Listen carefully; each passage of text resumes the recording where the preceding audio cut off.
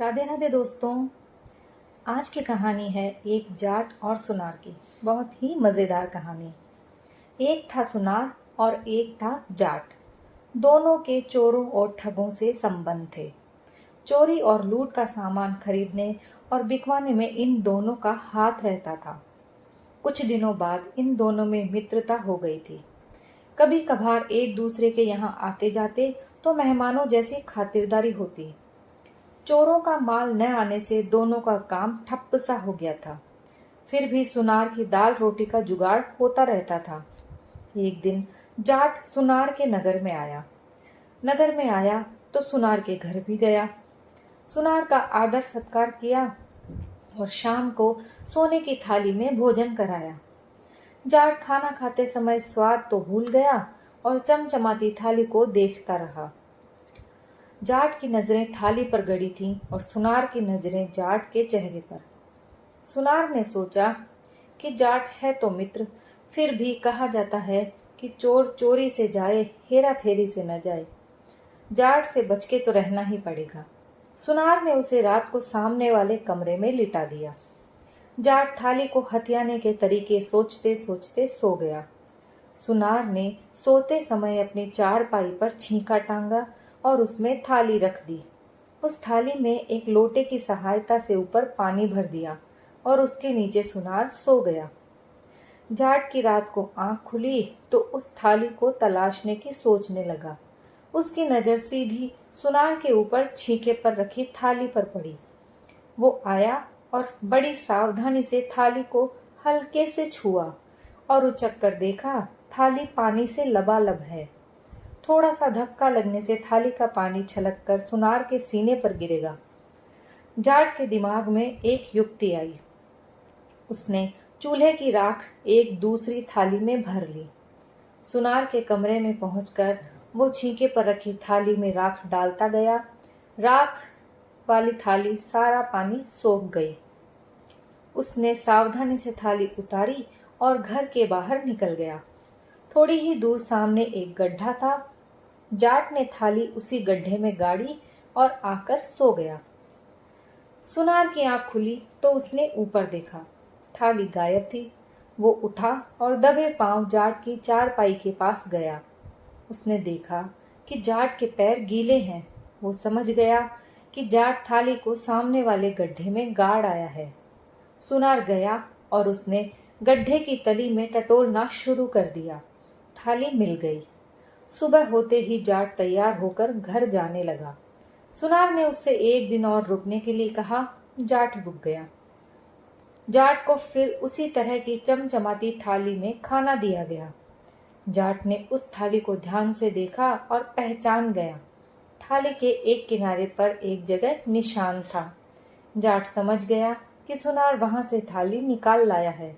सुनार भी उसकी नजरों से समझ गया कि इसने ये थाली पहचान ली है। खाना खाते समय जाट बोला, मैं अपने को बहुत तीरंदाज मानता था, लेकिन तुम मेरे से भी 4 कदम आगे निकले। फिर काम धंधे की बातें चलती रहीं। दोनों इस बात पर तैयार हो गए कि पैसे कमाने के लिए कहीं बाहर चलते हैं। दूसरे दिन दोनों चल दिए। दोनों एक शहर में पहुंचकर घूमते रहे। घूमते घूमते शहर के दूसरे छोर पर पहुंचे। वहां उन्हें सामने एक शव यात्रा आती नजर आई। दोनों पुण्य का काम समझकर उस शव यात्रा में शामिल हो गए। उन्हें पता चला कि ये शव यात्रा तो शहर के बहुत बड़े सेठ की है। दोनों इससे कुछ पैसे कमाने की सोचने लगे। सुनार बोला, एक काम करते हैं। जाट ने कहा, क्या? सुनार ने कहा, थोड़ी देर में शव जलाने के बाद सेठ के लड़के घर वापस जाएंगे। तुम इनके साथ जाकर घर देख लेना और फिर 1 घंटे बाद जाकर सेठ के लड़कों से कहना कि सेठ को मैंने 10,000 रुपए रखने के लिए दिए थे, लेने आए हैं, और वे मना करें तो कहना कि मरघट पर चलकर सेठ जी से पूछ लो। यदि सेठ जी हाँ में आवाज देते हैं तो दे देना। इतना कहकर यहीं आ जाना। मैं तब तक एक सुरंग खोदना शुरू करता हूँ। जाट उनके साथ चला गया और 1 घंटे बाद उनके लड़कों से उसी प्रकार बताकर 10,000 रुपए मांगे। उन्होंने खाते देखे, खाते में होते तो मिलते। जाट ने कहा, कल आप जाएंगे वहीं से, कल आप शमशान में जाना और वहीं सेठ जी से पूछ लेना, और अगर उनकी आत्मा कहती है तो दे देना, नहीं तो मैं समझूंगा कि मेरे भाग्य में नहीं है। मैं सुबह आ जाऊंगा। इतना कहकर वो चला गया और दोनों ने मिलकर रात में सुरंग खोद ली। फिर सुबह जाकर जाट उनके साथ आ गया। सेठ के लड़के और जाट उसी जगह खड़े हो गए जहां सेठ का शव जलाया गया था। पहले उन्होंने सेठ जी की जली हुई हड्डियां इकट्ठी कर ली। इसके बाद जाट ने ऊंची आवाज में कहा, सेठ जी, मेरे दिए हुए 10,000 रुपए आपके खाते में नहीं मिले। यदि आपको याद हो तो हाँ कह दो, और याद ना हो तो मना कर दो। सुरंग से सुनार की आवाज आई, ये 10,000 रुपए मेरे पास जमा करके गया था। इसके पैसे देने पर ही मेरी मुक्ति हो पाएगी, नहीं तो मैं नरक में पड़ा रहूंगा। सेठ के लड़के चौंक गए। फिर लगा कि शायद हो सकता है उनके पिता की आत्मा को शांति ना मिली हो, तो इसको इसके 10,000 रुपए दे देते हैं। घर जाकर सेठ के लड़कों ने जाट को 10,000 रुपए दे दिए।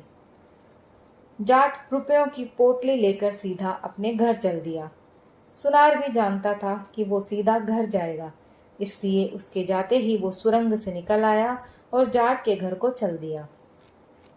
जब सुनार बाजार से निकल रहा था तो उसने एक जोड़ी जूते बढ़िया वाले खरीदे और लेकर चल दिया।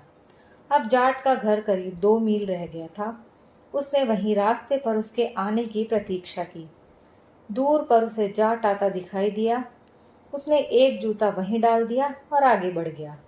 एक जूता उसने 1 फर्लांग की दूरी पर डाल दिया। जूते डालकर वह एक पेड़ की आड़ में खड़ा हो गया।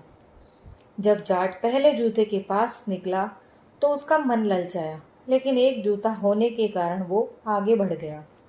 आगे जाकर उसे उसी जूते के साथ का दूसरा जूता दिखाई दिया। उसका मन ललचाया। उसने इधर उधर देखा, कोई दिखाई नहीं दिया। उसने पोटली वहीं रखी और तेज कदमों से पीछे वाला जूता लेने के लिए लौट गया। इधर सुनार ने रुपयों की पोटली सिर पर रखी और खेतों में छिपता छिपाता गायब हो गया। जब जाट जूता लेकर वापस आया तो उसने देखा कि पोटली गायब है। उसने जूते वहीं फेंके और सुनार के घर को चल दिया। सुनार ने घर आते ही अपनी पत्नी से कहा कि जाट आता ही होगा, उससे कहना मैं अभी घर पर नहीं हूँ। इतना समझाकर वो एक सूखे गहरे और अंधेरे कुएं में छिप गया। करीब 1 घंटे बाद जाट सुनार के घर आया।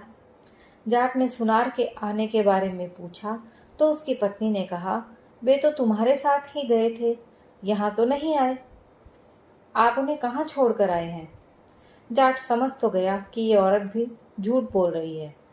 उसने भी वहीं रुककर सुनार का पता लगाने की ठान ली। सुनारिन अब रोज जाट को सुबह खाना खिलाती, फिर पानी भरने जाने के बहाने सुनार को कुएं में खाना पहुंचाती और दूसरे कुएं से पानी भरकर लाती। एक दिन डोलची में कुछ रखे हुए जाट ने देख लिया और उसे शक हो गया। सुनारिन जैसे ही पानी भरने घर से निकली तो जाट भी उसके पीछे पीछे चला गया। उसने देखा कि सुनारिन ने डोलची कुएं में फांस कर आवाज लगाई, रोटियां ले लो। जाट समझ गया कि सुनार इसी कुएं में छिपा है। जाट वापस चला आया। दूसरे दिन जाट अपने कपड़ों के ऊपर सुनारिन के ही कपड़े पहनकर कुएं पर पहुंच गया। डोलची में रोटियां रखकर कुएं में फांसी और सुनारिन की आवाज में कहा, रोटियां ले लो। फिर बोला, जाट ने तो घर में डेरा डाल रखा है, टलने का नाम ही नहीं लेता। मेरे पास पैसे खत्म हो गए हैं, कुछ पैसे दे दो।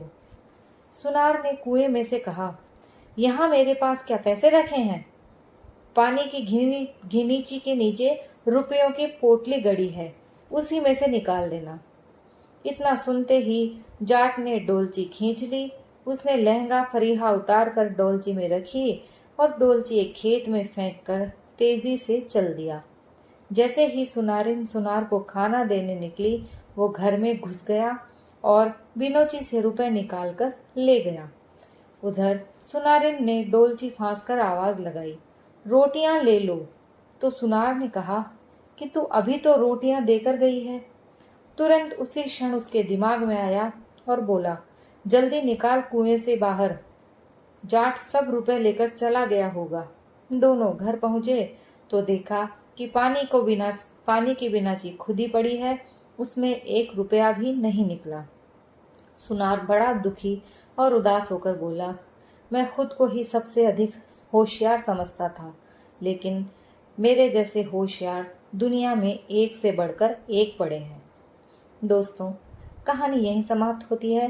कहानी पसंद आई हो तो प्लीज़ लाइक शेयर कीजिए और मेरे चैनल पर नए हो तो प्लीज़ चैनल को सब्सक्राइब कीजिए। कहानी सुनने के लिए आप सभी का बहुत बहुत धन्यवाद।